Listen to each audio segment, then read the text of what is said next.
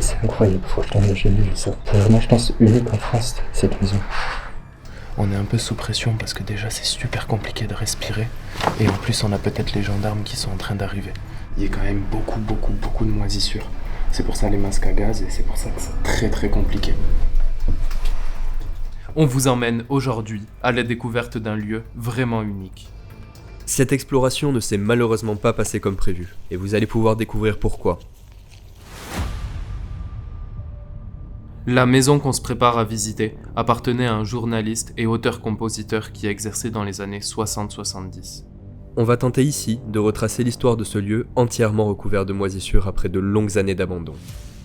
Suivez-nous dans cette exploration qui nous a laissé sans voix et découvrez le passé de ce lieu tout au long de la vidéo. Vu la quantité de mérules dans ce spot, on a été obligé de s'équiper en conséquence. Gants, vêtements de rechange et masques, tout ça pour éviter de ramener ce champignon extrêmement invasif chez nous. L'air dans le lieu était irrespirable, donc les masques à gaz étaient vraiment importants. Malheureusement, alors qu'on était encore en train de se préparer dans le jardin, on pense se faire voir par un voisin, alors on reste discret et on rentre dans le lieu et on monte direct à l'étage. Direct dans la chambre. Discrètement, on monte dans la première chambre afin d'être moins visible. On rentre donc dans cette chambre incroyable. Même après des années d'urbex, c'est la première fois qu'on voit une pièce aussi attaquée par la mérule. Tellement que les champignons poussent à l'envers sur le plafond et ont complètement recouvert les murs.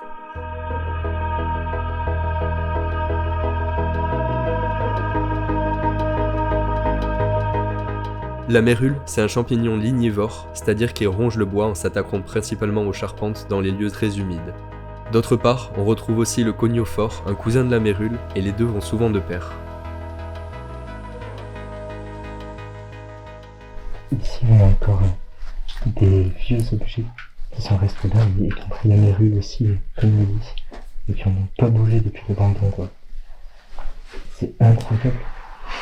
Et regardez ici, c'est abusé. Il y a vraiment des champignons qui ont poussé à l'envers depuis le plafond. Genre des grosses grappes de champignons. Vraiment, c'est exceptionnel. Les champignons peuvent progresser très rapidement, jusqu'à 4 mm par jour pour la mérule. On voit vraiment ici la vitesse de propagation. On se renseignera plus tard sur la date d'abandon grâce aux produits laissés dans le frigo, mais c'est fou de voir à quel point la maison a été envahie en seulement quelques années.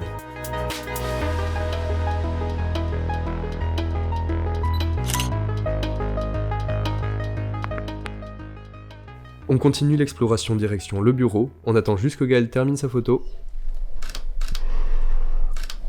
Ok, c'est bon, on peut y aller.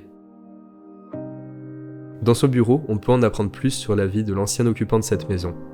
On découvre notamment une machine à écrire et plusieurs documents assez anciens qui devaient servir à l'époque à l'homme pour son travail de journaliste.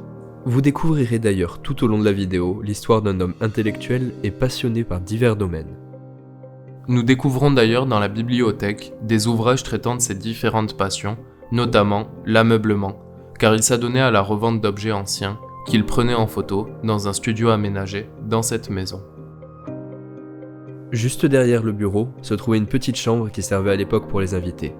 Contrairement à l'autre, elle est beaucoup moins attaquée par les différents champignons.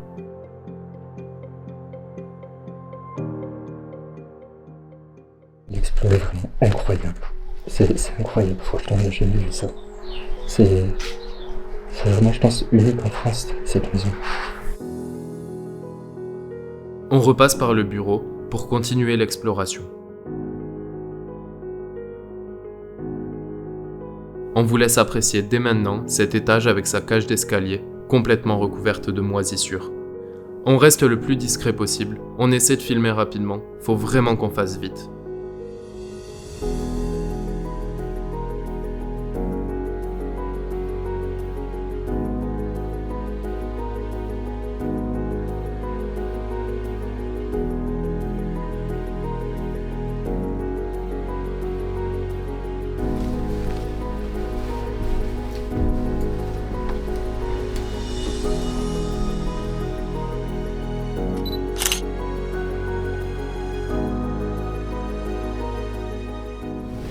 Ce spot il est vraiment incroyable, comme vous pouvez le voir il y a vraiment de la moisissure partout.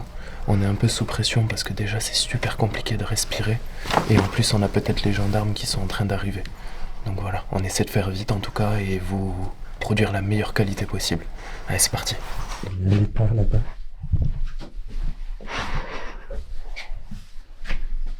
Ouais, on a une deuxième chambre. Avec encore une fois plein de mérules. C'est vraiment juste incroyable. L'ancien propriétaire aurait vécu ici pendant un temps avec sa sœur. Ils auraient quitté les lieux une dizaine d'années avant de s'éteindre, lui à l'âge de 88 ans, suivi de sa sœur quelques années après. La maison est donc laissée à son triste sort depuis tout ce temps. On n'a malheureusement pas pu trouver plus d'informations sur cette femme.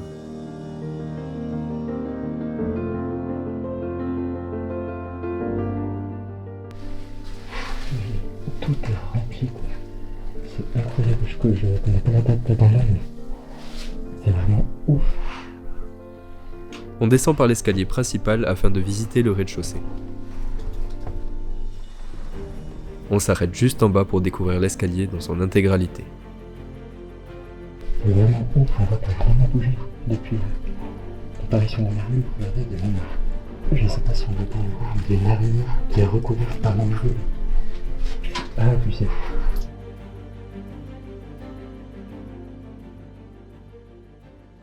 Je viens de passer dans la cuisine. La cuisine est aussi recouverte de mérule. Un peu mince, on a pas mal de bruit, vraiment, c'est beaucoup d'humidité.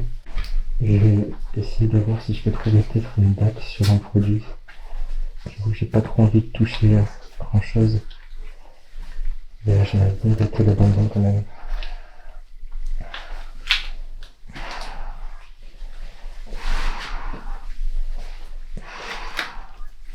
C'est incroyable, vraiment.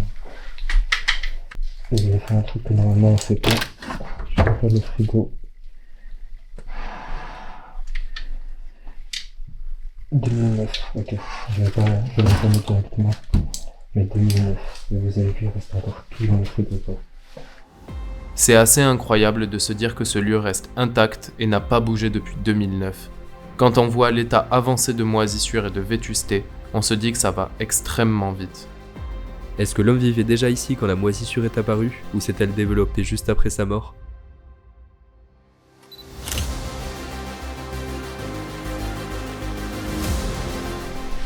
Là, je vais directement dans le salon. Waouh! Alors le salon est vraiment bien les repas. Cette salle à manger est assez jolie, il y a de très beaux meubles et objets, et la tapisserie bleue qui se décolle rend un aspect vraiment sympa.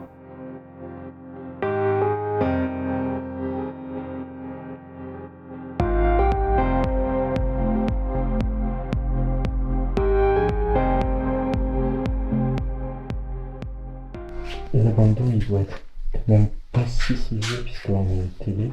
Après, c'est un ancien modèle de télévision quand même. Mais quand on voit l'état dans lequel elle est, après si peu d'abandon, c'est assez incroyable. Je vais passer par le couloir pour arriver dans la pièce. Dans lequel on a arrivé. C'est-à-dire cette pièce-là, avec un superbe télé. Et il y a vraiment tout le plafond qui s'est écroulé. Cette pièce est super jolie aussi. On retrouve ici un magnifique piano. L'ancien habitant de la maison, qui était aussi artiste-compositeur, a d'ailleurs donné des cours de piano durant ses années de retraite. On peut là aussi peindre le portrait d'un homme passionné par la culture. Le plafond est venu s'écrouler vraiment partout sur le sol et les meubles, le canapé et la table sont entièrement recouverts de morceaux de plâtre. Et pourtant, c'est une des seules pièces dans laquelle on a pu observer ça. Chaque pièce a été touchée différemment par le temps et c'est très surprenant.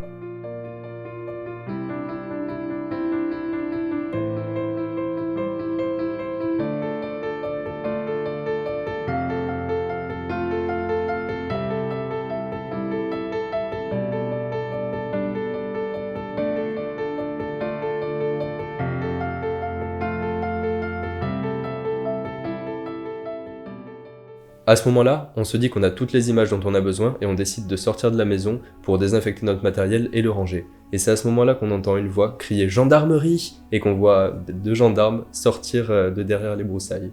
Comme le disait Tristan, nous on était en train de ranger notre matériel et on voit les 2 gendarmes arriver qui nous demandent ce qu'on fait là. Effectivement, du coup, c'était bien le voisin qu'on avait aperçu au début qui les a appelés.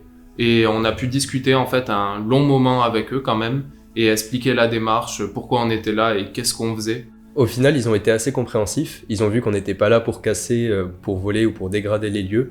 Et donc, ils nous ont juste laissé repartir après un contrôle d'identité. Du coup, on a dû finir de ranger les affaires rapidement et on s'est fait escorter par la gendarmerie jusqu'à notre voiture. Et au final, il n'y a pas eu vraiment de suite à cette histoire. Franchement, le lieu était vraiment trop cool. C'était une exploration unique et je pense que c'est un lieu qui est unique en France et peut-être même dans le monde. J'ai jamais vu autant de dégradation et autant de mérules dans une seule maison qui est abandonnée depuis pas si longtemps en plus. C'est vrai que c'est assez impressionnant de voir ça et on se pose énormément de questions. Depuis quand c'est comme ça? Est-ce que l'homme a vécu alors qu'il y avait toute cette moisissure à l'intérieur? Est-ce que ça s'est vraiment propagé depuis que la maison est abandonnée et du coup ça s'est propagé extrêmement vite? On se pose vraiment beaucoup de choses et puis tout est resté en place, tout est encore là, donc c'est vraiment assez fascinant. D'un côté, la mérule, on la découvre souvent lors de travaux et elle peut rester cachée pendant de longues années, donc elle était probablement là pendant le vivant de cet homme. Et une fois que la maison a été abandonnée, avec l'humidité, ça s'est propagé très vite, mais en tout cas, c'est impressionnant. Et du coup, on tenait à remercier Eden Roca, un autre youtubeur urbex, qui a pu nous aider un petit peu sur l'histoire et nous donner pas mal d'infos pour pouvoir écrire notre vidéo. Donc on vous met sa chaîne YouTube en description, n'hésitez pas à aller voir son travail. Quoi qu'il en soit, merci à tous et à toutes d'avoir suivi cette vidéo. On se dit à vendredi dans 2 semaines pour une prochaine. Allez. Ciao!